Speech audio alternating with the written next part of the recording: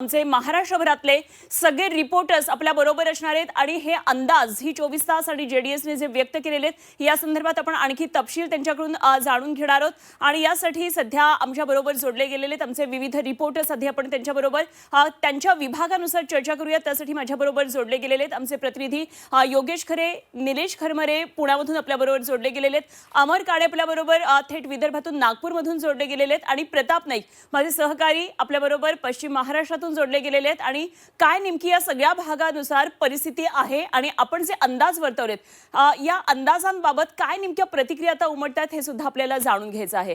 आणि सुरुवातीला आपण जाणार आहोत उत्तर महाराष्ट्रातली सगळी परिस्थिती पाहण्यासाठी. योगेश खरे आमचे प्रतिनिधी आपल्या बरोबर थेट जोडले गेलेत नाशिकमधून. योगेश, आपण उत्तर महाराष्ट्राचा अंदाज दिलेला होता आणि भाजप हा सगळ्यात मोठा पक्ष म्हणून आता उत्तर महाराष्ट्रामध्ये पाहायला मिळणार आहे. आज निकालाचा दिवस आहे आणि निश्चितच निकालाची प्रतीक्षा गावागावामध्ये लागलेली असणार आहे. हा अंदाज आल्यानंतर आता काय साधारण काय चित्र दिसतंय, काय प्रतिक्रिया उमटताना दिसतात?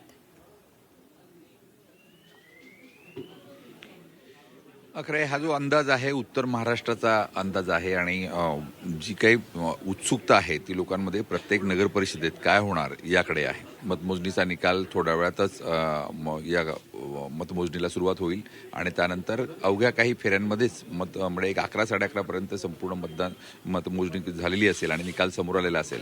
मात्र एकूणच उत्तर महाराष्ट्रामध्ये भाजपनं जी काही आगेकूच केलेली आहे ती अपेक्षित अशीच होती.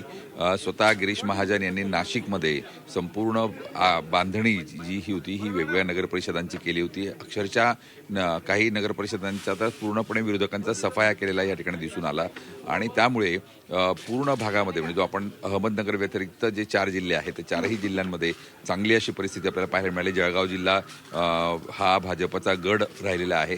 धुळ्यामध्ये सुद्धा आता भाजप मोठ्या प्रमाणात आपल्याला दिसून येतं. त्यामुळे आजूबाजूची जी काही नगरपरिषदा आहेत त्या सुद्धा या ठिकाणी मिळाल्यात. यात जर आपण बघितलं उत्तर महाराष्ट्रात आधीच 2 नगरपरिषदा या थेट म्हणजे बिनविरोध निवडण्यात आलेल्या होत्या. महापौर बिनविरोध निवडलेला होता आणि त्यामुळे या ठिकाणी भाजपचीच ही दोन्ही झालेले होते. यातूनच आपल्याला दिसून येत होतं की जवळजवळ भाजपचा कल या सर्व ठिकाणी आहे.